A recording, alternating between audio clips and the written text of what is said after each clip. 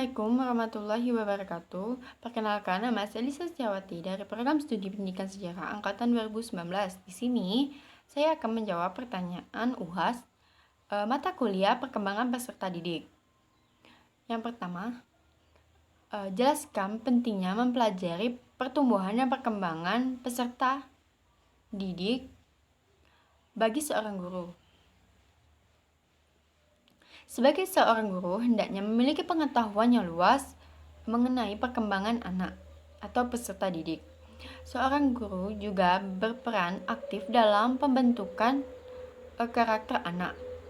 Seorang guru juga harus dapat memahami tingkah laku atau perilaku anak, baik itu positif maupun negatif. Dan seorang guru harus memiliki tingkat kepekaan yang kuat terhadap masalah-masalah yang dialami oleh anak tersebut. Selain itu juga, seorang guru ditekankan untuk memahami atau tahu pada usia berapa anak tersebut dapat berpikir secara abstrak. Yang kedua, jelaskan faktor-faktor yang mempengaruhi perkembangan dan pertumbuhan anak. Faktornya antara lain 1. Genetik atau keturunan. Faktor genetik atau keturunan ini mempengaruhi kecepatan perkembangan pada anak tersebut dan kematangan tulang serta syarafnya. Yang kedua, faktor hormon. Yang ketiga, faktor lingkungan. Faktor lingkungan ini bisa terjadi pada lingkungan pertemanan dan lingkungan tempat tinggalnya. Contohnya saja pada lingkungan pertemanan. Jika anak tersebut berteman dengan orang yang hobi main game atau suka main game dan menghabiskan waktunya dengan game, pasti anak tersebut akan terpengaruh dan ikut juga melakukan hal-hal yang sama dengan teman sebayanya itu. Yang keempat yaitu nutrisi atau gizi.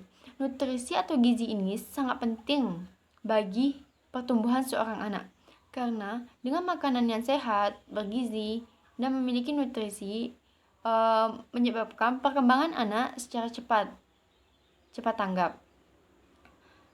Yang ketiga, jelaskan hakikat pengalaman belajar anak. Pengalaman belajar anak adalah sejumlah aktivitas yang dilakukan oleh anak tersebut untuk mencari informasi yang baru yang dapat ia tiru dan bisa ia implikasikannya dalam kehidupannya.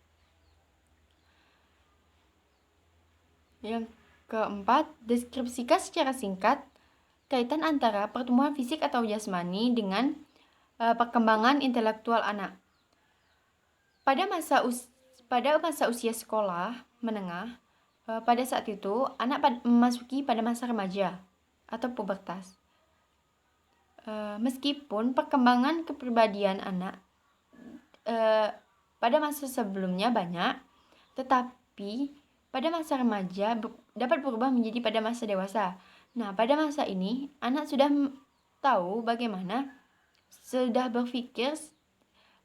berpikir bagaimana yang baik dan mana yang buruk. Serta anak dapat menjadi pribadi yang lebih relatif tetap. Yang kelima, deskripsikan kaitan antara perkembangan intelektual dan emosional pada anak. Kaitan antara intelektual dan emosional itu sangat berkaitan, karena dengan pola pikir anak yang dapat berkembang dan juga pola pikir anak juga dapat anak secara berpikir bisa dapat mengontrol dirinya dan menahan emosi. Selain itu juga anak dapat memotivasi dirinya untuk menjadi lebih baik. Anak juga dapat menjalin hubungan pertemanan atau meningkatkan hubungan kepada semua orang dengan perilaku yang baik. Hal itu juga dapat menimbulkan kesadaran diri terhadap anak atau individu lainnya. Selanjutnya, deskripsikan secara singkat kaitannya antara perkembangan bahasa dan kemampuan berbicara pada anak. Semakin berkembang dan tumbuhnya anak, maka kemampuan berbicaranya semakin banyak, semakin bagus, dan bisa dapat diimplikasikannya. Pada saat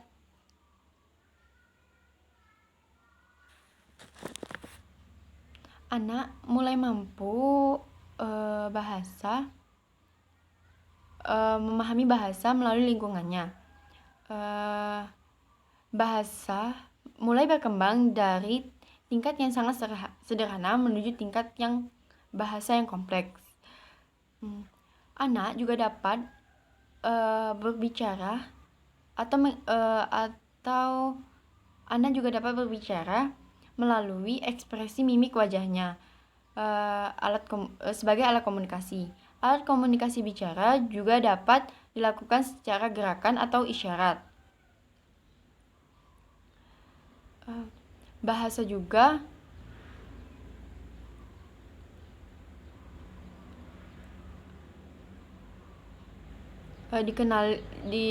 dikenal melalui lingkungan. Selanjutnya, jelaskan dengan bahasa Anda sendiri tentang perbedaan istilah kebutuhan, dorongan, dan motif. Sebutkan contoh masing-masing istilah tersebut. Kebutuhan.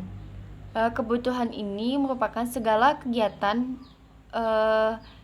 yang dibutuhkan oleh manusia untuk kelangsungan hidupnya dan guna untuk kesejahteraan hidupnya. Contohnya ini seperti sandang, pangan, dan papan. Sedangkan dorongan yaitu gerakan atau perilaku anak untuk melakukan perbuatan tersebut, seperti dorongan untuk menuntut ilmu, dorongan untuk belajar, dorongan untuk melakukan hal-hal yang ia inginkan. Motif ini adalah dorongan atau motivasi manusia pada dirinya sendiri untuk melakukan kegiatan-kegiatan sesuai yang ia inginkan. Contohnya itu memotivasi dirinya untuk giat belajar, memotivasinya untuk belajar banyak hal. Bagaimana ciri perkembangan sosial pada masa remaja?